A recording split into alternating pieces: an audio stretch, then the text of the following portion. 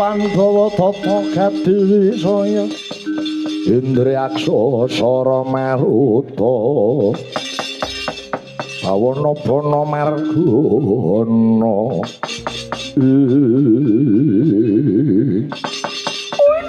mandek-mandek yolik yo nang yolik yo wis tak takoni sawajana mung iki pinangamung aku mung durung mati tanpa aran Gus mburi saka Madukara Arjuna kekasihku balik sapa arane Yaksa. Dadi kala gendir penjalin. Yen ta eling becik bali kudu bali ora kena ngambah alas iki, Gus. Ora ana gawar kenteng. Das foto ating jengel. Sampar sandung rambuté buta gubet ana sukuku. Tigas curiga lebur tanpa dadi. Kace dhuwur. Kurang duranci anjo gunung Semeru nempiling dasi buta tanpa ngandani. Oh lah ora kena gede becek leno mangenamu sabet ke kubuta rangsang wandamu Gus.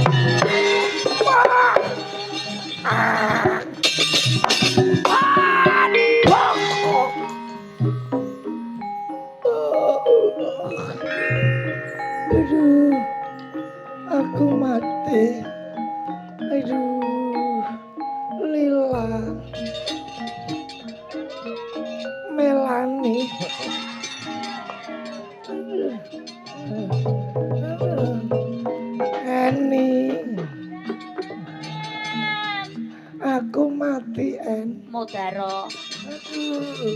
Ima. Dalem. Aku mati. Lah semonggo. Sulis.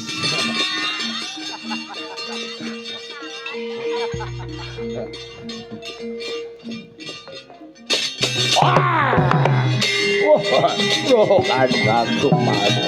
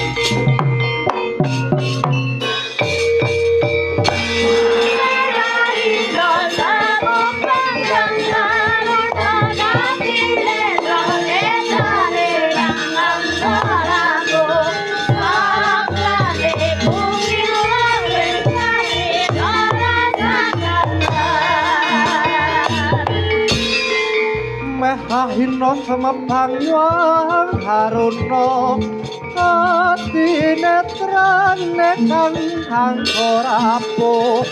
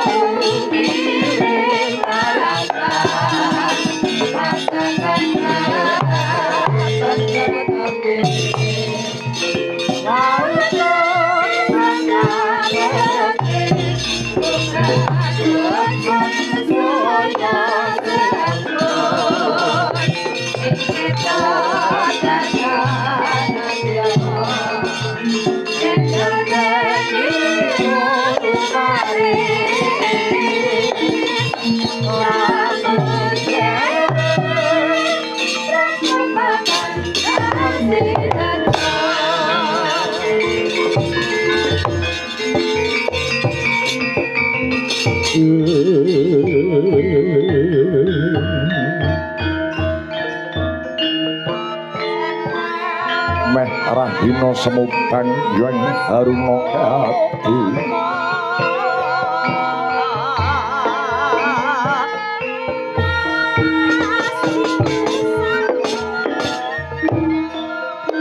putu-putuku Pandhawa ngger apa dene putu Prabu Ndarawati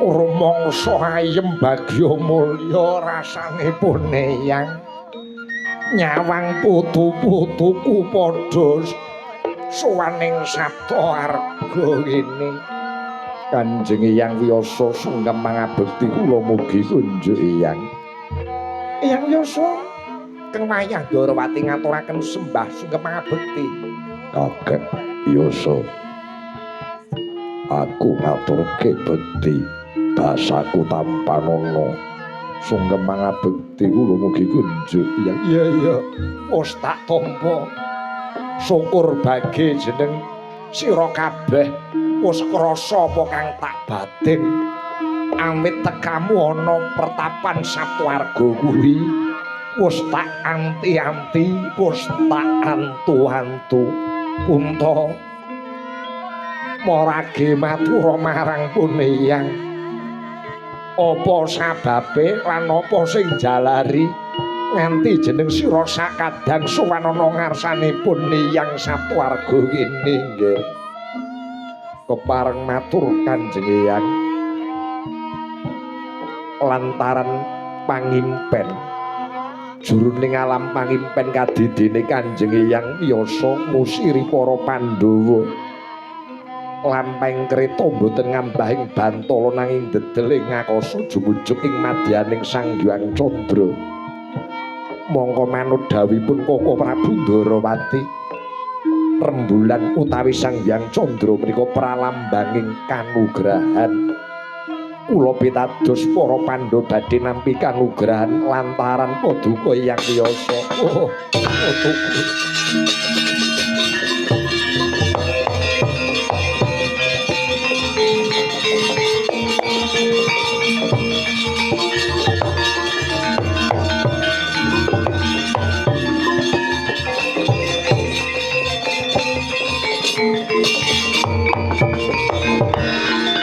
Kartika Panjaresa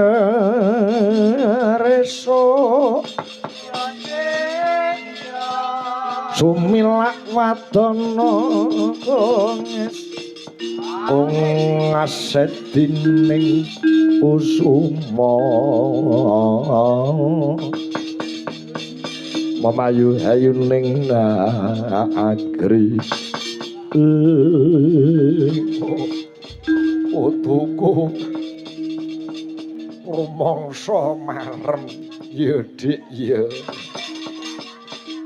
iki kaya garapan taun pira saiki wis sumrembah tekan ngendi wae pune yang melu seneng nono ninji Puntadewana tetembungan wong tuwa nglakoni prihatin wong tuwa nglakoni pasa brata kuwi kanggo napake anak putu. Mula mbahmu Saptawarga nglakoni sawuse pasa brata 40 dina 40 bengi antuk kanugrahane Hyang Widi wujude kanugrahan wahyu kamulyan ning mbahmu mung kinarya dalan. Jawata paring dawuh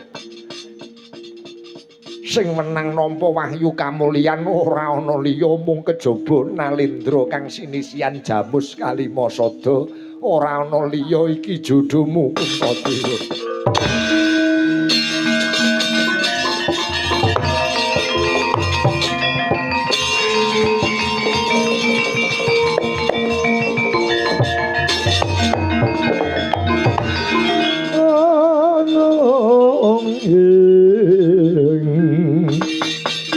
Yodha laruta keng kutha risang kuru yen tan matosa sang sri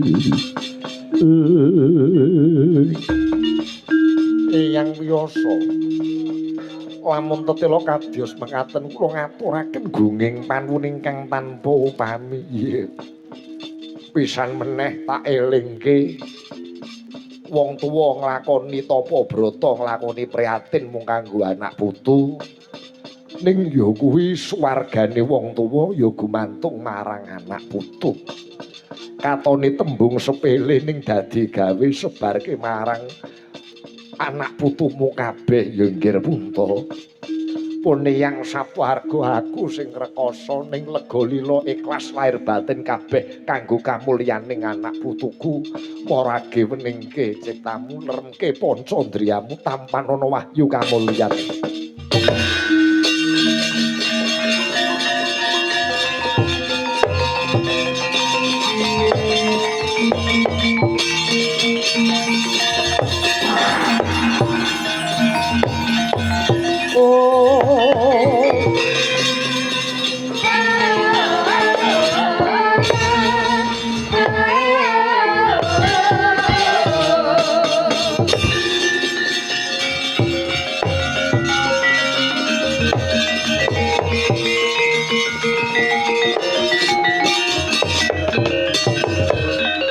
Ngaturaken gunging panuwun kang tanpa upami lantaran Kanjeng Hyang Wiyasa keng wayah nampi kanugrahan wahyu kamulyan. Iya.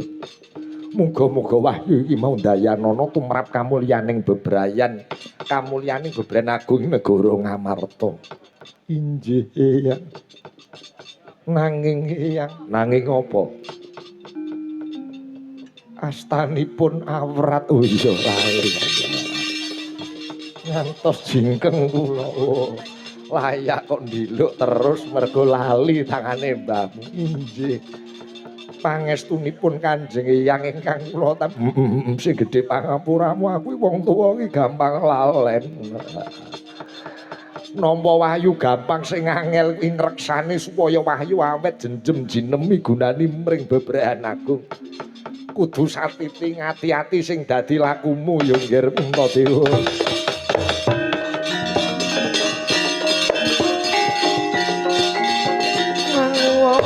Manyura Jangan raino Maneskara Sampai matelara aku tipe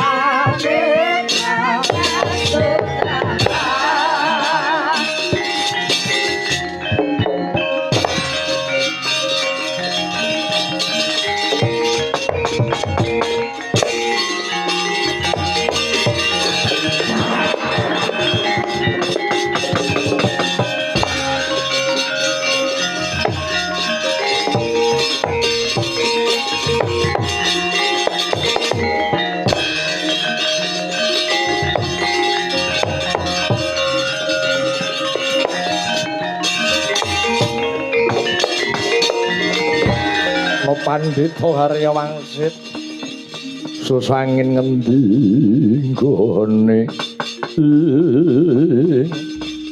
aku krungu kabar dari para Pandhawa mapan ana Saptawarga weh tak cegati ana kene Pandhawa teka gigit jangane mati.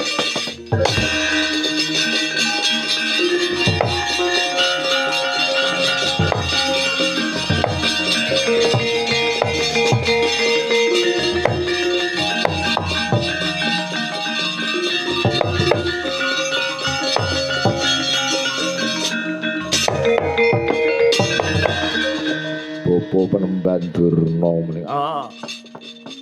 Sesyukur yen ngakoe sing kelingan. Kenging menapa swantanipun kados mekaten. Ngager-ngageri larang. Kowe Janaka. Injih. Mentas saka Saptawarga. Mangestunipun. Di jamur sekali masata tak jaluk. Menika pusaka pengayomaning para kawula sak negari Ngamarta. Nyuwun duka ingkang kathah. Ingkang putra Harjuna boten saged ngulungaken jamur sekali masata. Piye? Kowe ora gelem ngulungi jamur sekali masata mati dening aku.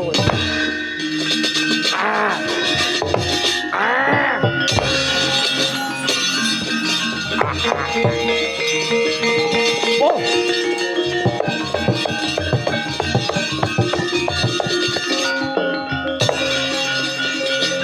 Kyai Arjuna.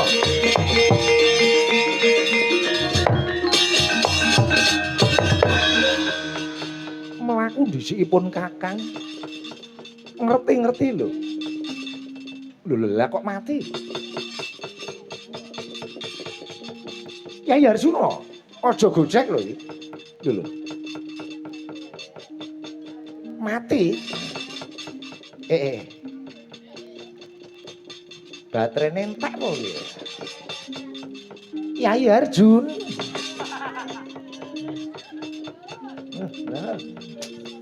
Esuk-esuk kok mati. Ya pun Kakang ini esuk iki saya urip. Waras ya iki.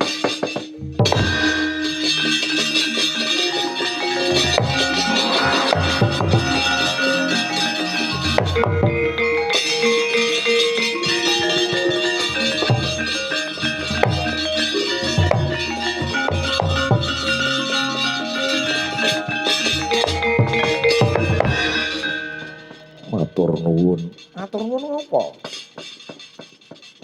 Sampun diusadani.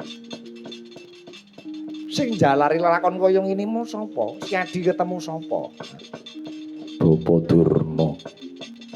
Dumadakan gigit jangga satemah kula boten kemutan menika lampan menapa.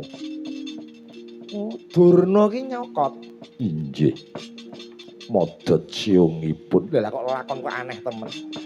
Kakang Semar Badranaya iki jatahmu.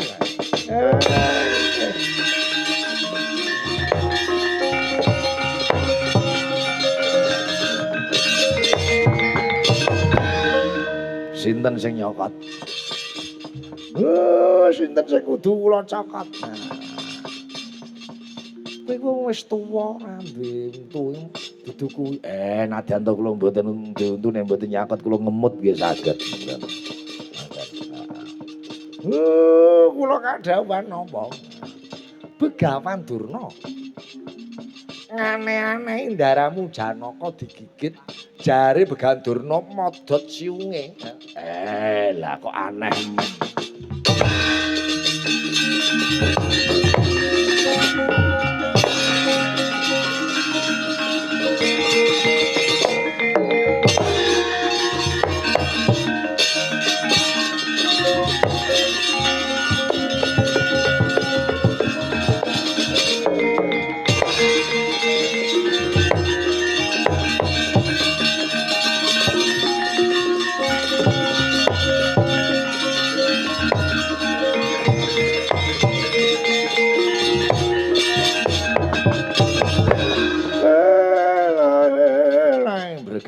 Gegek mel-mel sadulita. Iki Durna sing gigit janggane ndaraku Janaka. Dan sarupatra nyata. Iki kaya Semar iki. Durna kok suarane kaya ngene. Nadyan to Semar wis tuwek rembes mripatu. Aku ora pangling. Sing mlebu ana ragane Durna genah pulung gana wek.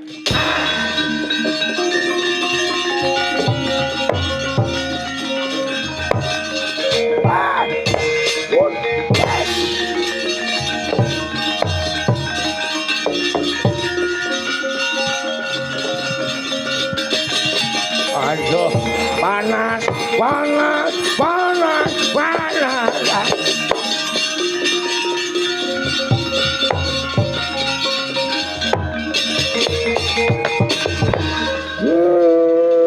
Lara apa? Entuk-entukane golek premangan ya kaya ngene iki. Wis ben ora eling, wis ben kene, wis ben turune kene. Wis. Kalah mutah-mutah barang. Tinggal kene. Wis. Oh, alah. Ben dadi guyonane cah cilik-cilik.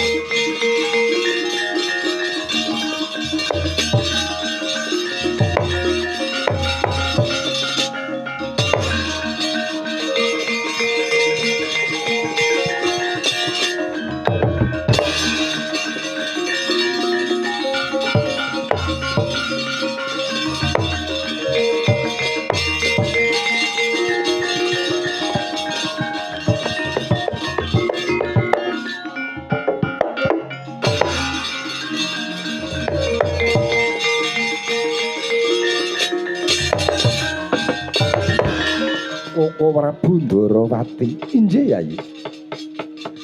Ngaturaken gunging panuwun lantaran padha Koko Prabu ingkang rayi kasembadan nampi kanugrahan mahyu kamulyan. Inggih.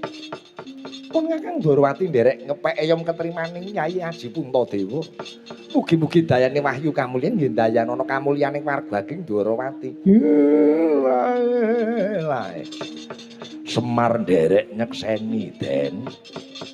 Biar padang teterawangan laman dalu menika tumuruning wahyu kamulyan kang tinampi Ndara Puntadewa mugi-mugi ndayanana kamulyaning sedaya para warga ageng ing desa Kepel.